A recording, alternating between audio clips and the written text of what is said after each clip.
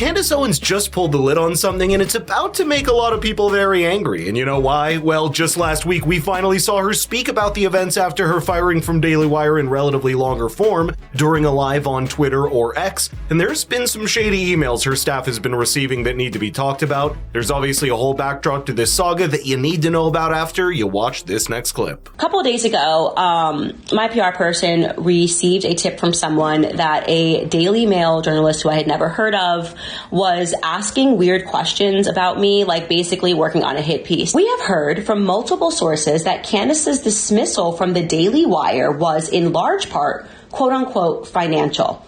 That her show just wasn't making the company enough money to justify continuing her employment. It is also claimed that she, quote unquote, blamed producers for her show's failures and that she refused to work with certain advertisers.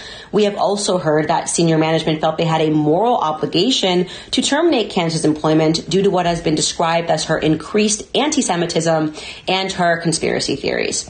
Others have said that Candace was mean to and mistreated the junior staff members at the Daily Wire, including, ready guys, makeup artists and interns. Also, make sure to subscribe for more discussion like this. Now, there's something interesting that happens when news publications are first trying to get a headlining story. It's that they're not forced to disclose their sources for these accusations, and by extension, it becomes very easy to just make them up in order to get the first response. And for the Daily Mail, which is largely regarded as a more sensationalist tabloid-style newspaper in the UK, being one of the first to get the inside scoop around Candace Owens' firing is one of the best ways to make more inroads into the American audience when you understand what you're basically left with a whole bunch of dots to connect what gives you an approximation on what's going on. For one, the entire 2 months of friction between Ben Shapiro and Candace Owens didn't revolve around financial or contractual disputes like we saw with Steven Crowder, or even a disagreement on any fundamental principles. From the first time that a video of Ben Shapiro was leaked calling her behavior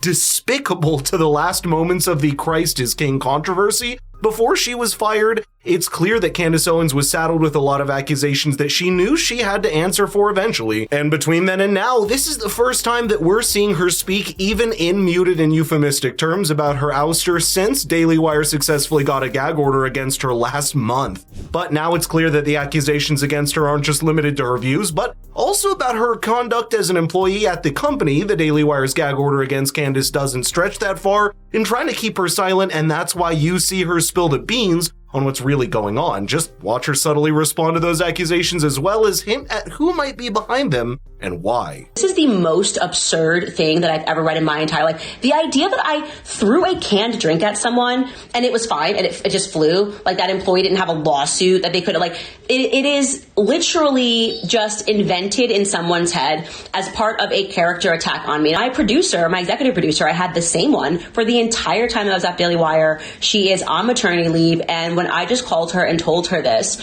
she was like, nobody contacted me for this story, and I am your executive producer. Like, who is planting the story, right? So I am not going to speculate because I don't need to speculate. I think everybody can see clearly what is happening here. Everybody knows what is going on here, and we're getting to the point where this is just torturous interference. This is basically like, I want to make it so that nobody will work with you, and since I know that Candace is a really hard worker, and I know that people actually love her, that her entire team loves her, we're going to pretend it's the opposite so that other people who might want to work with her go, maybe not. She's like throwing canned drinks at people. Now, obviously, we don't have an established link between the accusations of misconduct that the Daily Mail supposedly has versus what the truth is, but if you remember what the last controversy was before Candace Owens left, it does reveal just how far the ideological distance has grown between Candace and others at the Daily Wire like Andrew Klavan, Jeremy Boring, and of course, Ben Shapiro. For example, this seemingly harmless tweet by Candace in March asserting her belief in Jesus Christ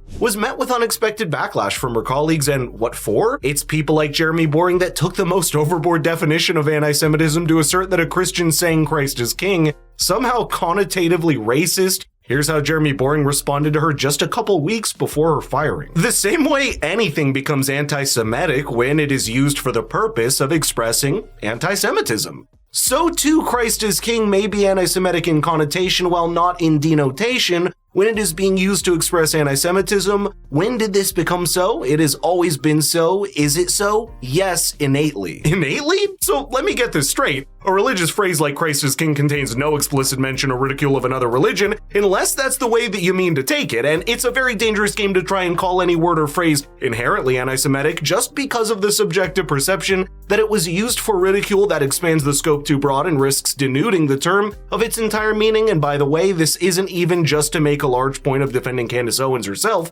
because maybe there are some other comments she made that could be worth a separate discussion. But when you look at this one isolated phrase under the microscope to look for any inherent anti-Semitism, you're not going to find it. It's interesting because this game of twisting words and vocabulary to serve a political agenda or using them to somehow judge intentions for microaggressions used to be relegated to the far left. Perhaps it's quietly made its way into the right with the wedge created between them after October 7th. Watch Candace Owens make no excuses for saying that while also hinting at what's coming after she's back on the airwaves in a few weeks. That is the actual phase that we are at now, in the absolute desperation to defame me and to tarnish my name, for the simple fact that I won't be apologizing for saying Christ is King. Christ is King, my friends. We're saying Merry Christmas again, and we're saying Christ is King, okay? So go on, write the article. I responded fully and gave them proof and contacts of every single person on my team that they could speak to directly. Shockingly, they didn't contact not only my producer, my associate producer, the junior associate, nobody that actually worked on my day-to-day team for 3 years was contacted. So who's leaking this?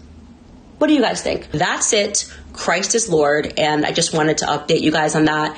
And like I said, I am fighting for my voice, and when my show comes back in a couple of weeks, I'm gonna breathe some fire like a dragon, because to me it's just time. And I again have tried to be so calm and take the high road and allow everybody to be speaking about me and speaking about my life for months, but this is just a bridge too far. The firing of Candace Owens has not been perceived as well as the Daily Wire may have hoped, and perhaps it has concentrated the company's audience base more into a MAGA Republican and older evangelical base. That can't be a great sign for the Daily Wire moving forward, despite the fact that it does have more than 600,000 paying subscribers across the United States and the world, according to Forbes. Combine this with the fact that even someone as articulate as Ben Shapiro has struggled to explain her firing several times, other than saying that his company had the right to do it. You realize just how far the current conflict in the Middle East has divided the online right-wing media. On one side stands a more religious strand with a firm backing for America's biggest Middle Eastern ally, and on the other side's a more traditional isolationist conservative that wonders why Americans need to care in the first place. Candace Owens firmly stood in the latter camp and fell out of favor with the former. We don't know what that reveals for the future of either Candace Owens or the Daily Wire, but it does mean that the right wing today is more divided than it has ever been over one major issue.